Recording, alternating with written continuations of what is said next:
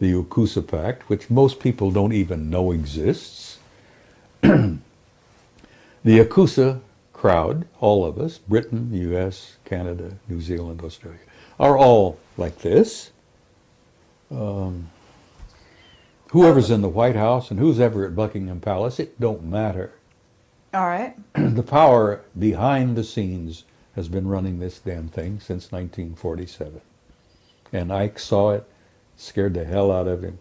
He met the Anunnaki, that scared the hell out of him. So they're pulling our strings now like they always have. Okay. So what's your solution? What would you tell people? I mean, in facing the future, in trying to reinvent the future, certainly Marsha's working with people to become enlightened, to She's doing apply. a tremendous amount of work to help people make this transition. Carrie, we're not just going through a transition, we're going through a transcendent transformation, literally. A transcendent transformation. We're going to come out of this thing when it's all over with, totally different species. We're not going to be the same people we were in the past. Mm-hmm. And that's good. And it's going to hurt, and it's going to be painful. And I tell people, and I've said this repeatedly, don't get too uptight about it. You've been through hell before, you're going to through a bit of it again. But once it's over, once you've made that transition, we're going to have, hopefully, a new world, a new future, a new beginning. And I think that's the end of the great year that we're going through. We're going through the end of a 26,000-year cycle. And I tell you, 2012 don't matter. Mm-hmm. First of all, Christ was born 7 years before. And this is a fact. And if you don't believe me, get Sir Lawrence Gardner, who's probably one of the best historians we've got working today. Lawrence Gardner's got the facts. Jesus was born in 7 BC on the 1st of March.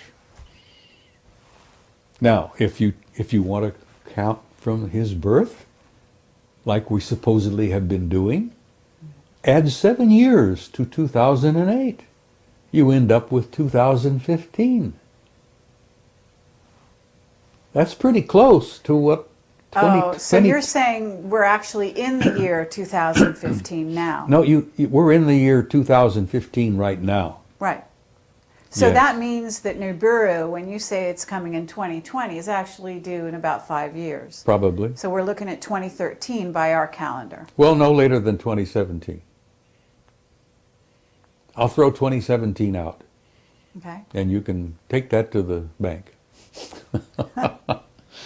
2017. Now, okay. That'll give or take a year or two, because the celestial mechanics, they haven't really worked it all out yet. We've got computers you wouldn't believe, but they're still trying to feed in some of the data.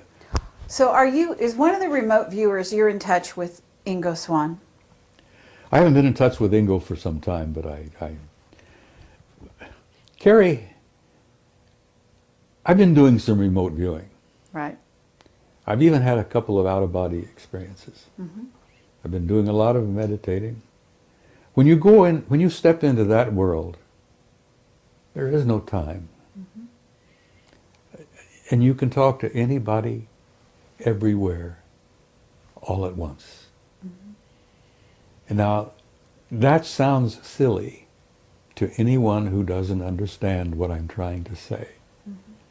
When you step into that realm of timelessness, and you remote view, and you step out of your body, and you go into altered states, and you meditate, you're in a timeless, infinite reality that people communicate.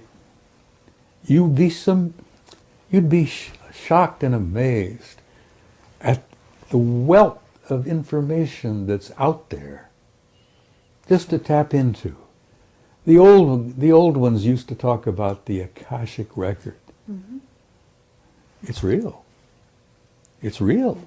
And it isn't just about the past, because, Carrie, there is no past. Nor is there a future. There's only an eternal now. And A physicist sitting here in this room would say balderdash because they wouldn't grasp for a minute what I'm trying to talk about. But old Ingo would. Yeah, absolutely. Well, I've been some of those places myself that you're talking about. I knew it, you see. And so I have to say you're absolutely right. And it's incredible pleasure for us to hear this from yourself. And I would like to, at this time, just open the floor and say, is there anything that we haven't covered here that you would like to talk about? And then, of course, we would also like to invite Bill to ask you some questions. We've danced around on a whole bunch of things for the last hour. I enjoy it. I enjoy chatting with you two guys. You're pleasant people. As I say, I'm an old codger, and you plug me in and turn me loose. There's no telling where I may end up. I've been around 79 years this trip. I've made a dozen or two previous trips, which amazingly I remember quite a bit about. When you start going into that timeless realm, you step into that infinite, which we're all part of. Memories of other lives come flooding into you sometimes. Mm-hmm. Oh God, the things I've seen, the things I've done, the places I've been, this life are kind of shocking.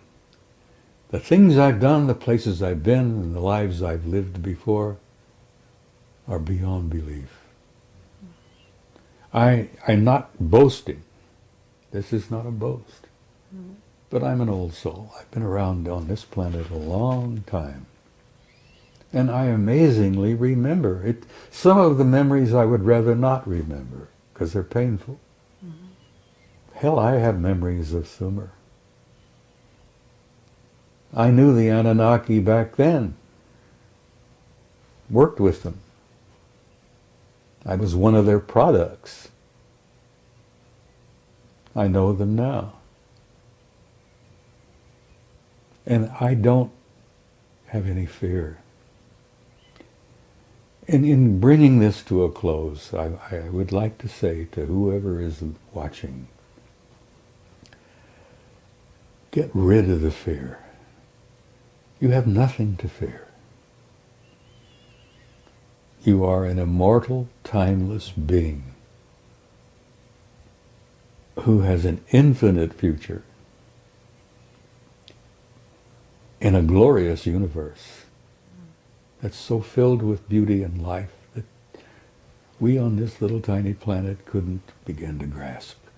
But I say to people, don't be afraid, for God's sake. Gather around you those you love. Spread that love around. And go into tomorrow with courage.